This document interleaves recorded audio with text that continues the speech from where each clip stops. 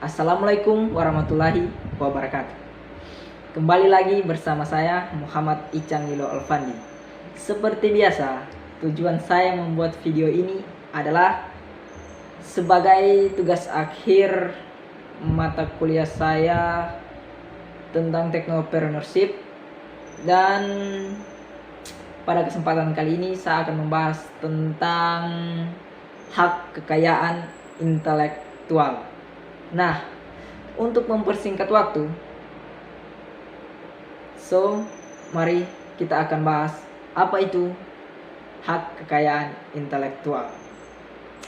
Jadi, hak kekayaan intelektual adalah hak yang timbul dari kemampuan berpikir atau olah pikir seseorang yang dapat menghasilkan suatu produk atau proses yang berguna bagi manusia.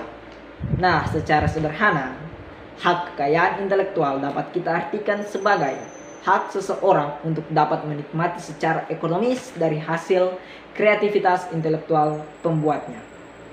Nah, secara garis besar, hak kekayaan intelektual terbagi menjadi dua, yaitu hak cipta dan hak kekayaan industri yang terdiri dari paten, merek, desain industri, indikasi geografis, desain tata letak sirkuit terpadu, dan yang terakhir rahasia dagang. Nah, mari kita bahas satu persatu. Yang pertama tadi adalah hak cipta. Apa itu hak cipta? Hak cipta adalah hak eksklusif yang diberikan negara pada pencipta atau pemegang hak cipta untuk mengatur hasil penuangan gagasannya dan informasi-informasi tertentu. Sebenarnya, hak cipta itu diberikan kepada pencipta untuk melindungi ciptaannya dari duplikat atau yang sering kita dengar yaitu copyright.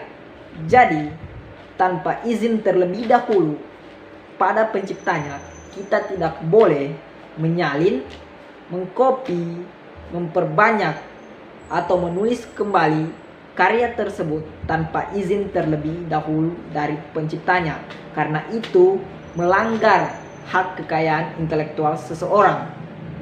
Jadi, kita harus meminta izin terlebih dahulu kepada pembuatnya, karena jika tidak, kita dapat berurusan dengan hukum, karena sudah jelas hak cipta itu ada undang-undangnya. Jadi siap-siap jika kita nanti menduplikat ciptaan seseorang tanpa meminta izin dulu kepada penciptanya. Nah, apa saja yang dilindungi oleh hak cipta? Seperti contohnya ada lagu, ada puisi, ada film, ada patung, dan desain-desain yang lain selama itu merupakan hasil ide pemikiran seseorang yang telah didaftarkan di Direktorat Jenderal Hak Kekayaan Intelektual. Nah, yang kedua tadi ada paten. Paten adalah hak eksklusif yang diberikan negara kepada inventor atas hasil invensinya di bidang teknologi. Apa itu invensi? Invensi itu adalah penemuan baru atau inovasi baru atau pembaruan teknologi yang sudah ada. Nah, contoh yang mendapatkan paten itu seperti, ya, siapa sih yang tidak kenal dengan Pak B.J. Habibie? Beliau merupakan salah satu idola saya juga. Beliau berperan penting dalam invensinya di bidang pesawat terbang. Beliau menemukan suatu formula yang dapat memperhitungkan keretakan pesawat, dan temuannya tersebut sampai sekarang sangat berguna di bidang industri pesawat terbang, dan di luar negeri beliau sering dikenal dengan Mr. Crack.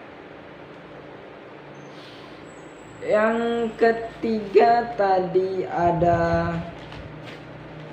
desain industri.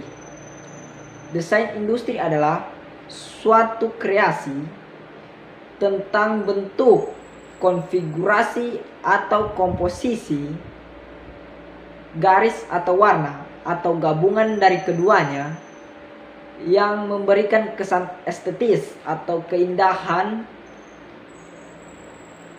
dan dapat diwujudkan dalam pola 3 dimensi ataupun 2 dimensi, serta dapat dipakai untuk menghasilkan suatu produk atau bahan kerajinan.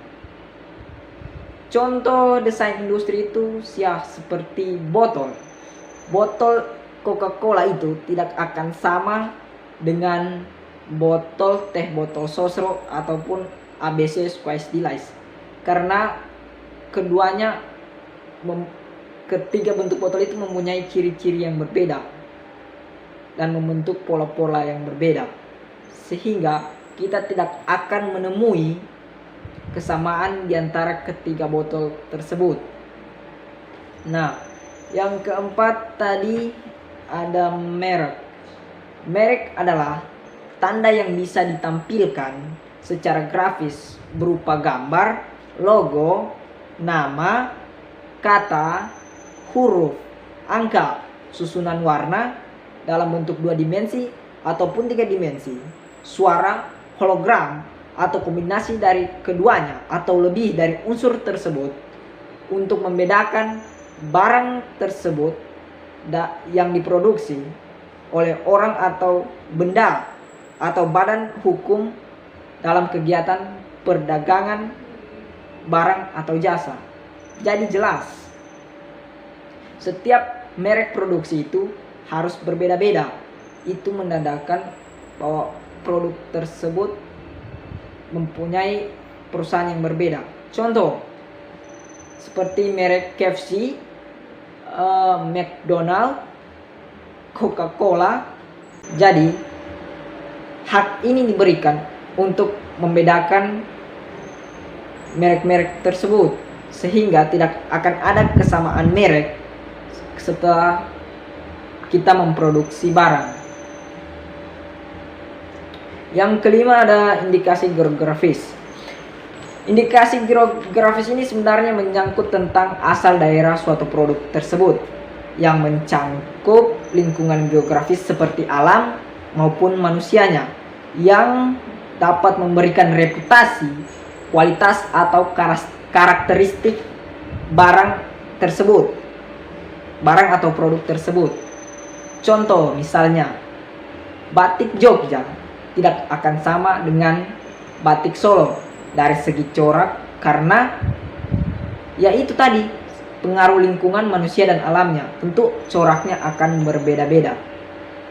Makanya hak ini diberikan kepada daerah-daerah tertentu yang mempunyai kerajinan asal daerahnya atau produk asal daerahnya. Yang keempat, kelima, 6 tadi ada rahasia dagang. Nah, rahasia dagang adalah informasi yang tidak diketahui oleh umum di bidang teknologi ataupun bisnis yang mempunyai nilai ekonomi karena berguna dalam kegiatan usaha dan dijaga kerahasiaannya oleh pemilik rahasia dagang tersebut.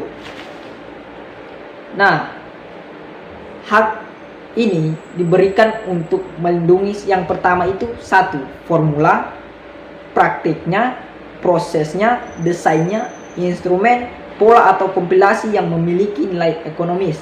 Jadi apa-apa yang dimiliki perusahaan itu yang nilainya ekonomis sering dirahasiakan atau tidak bersifat umum. Jadi apabila terjadi pelanggaran atau kebocoran rahasia, maka perusahaan itu dapat menuntut apabila dia telah mendaftarkan kepada Direktorat Jenderal Hak Kekayaan Intelektual.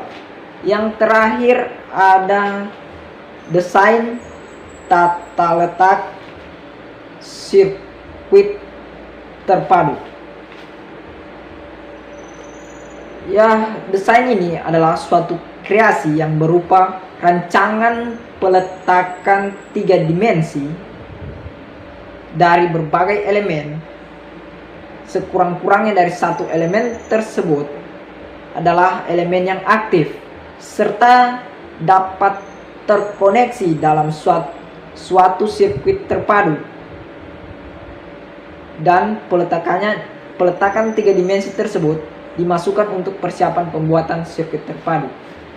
Sebenarnya desain tata letak sirkuit terpadu ini digunakan untuk membuat suatu sirkuit terpadu. Ya, contohnya seperti motherboard, di mana setiap komponen yang ada di motherboard itu saling terkoneksi satu sama lain, sehingga menghasilkan suatu rangkaian elektronik yang dapat dipergunakan.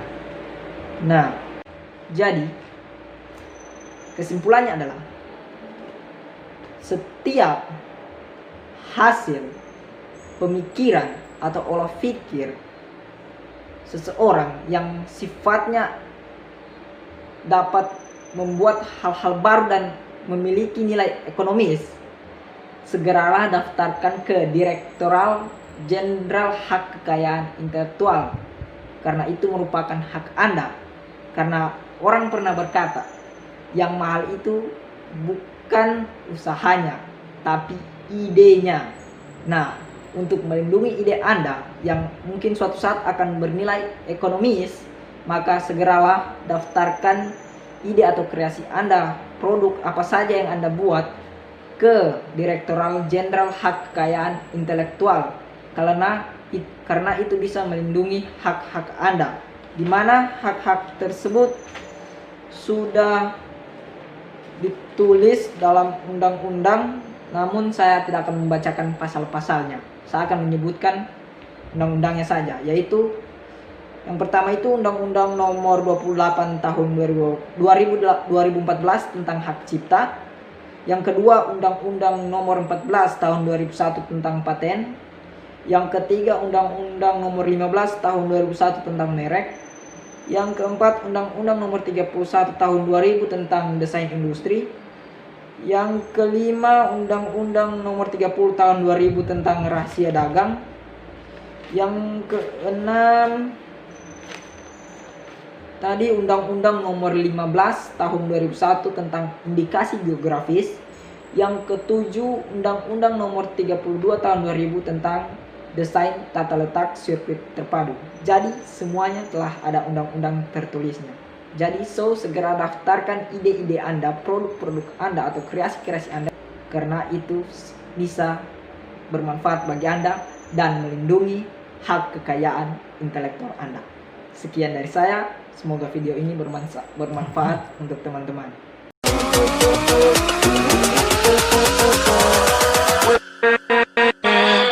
With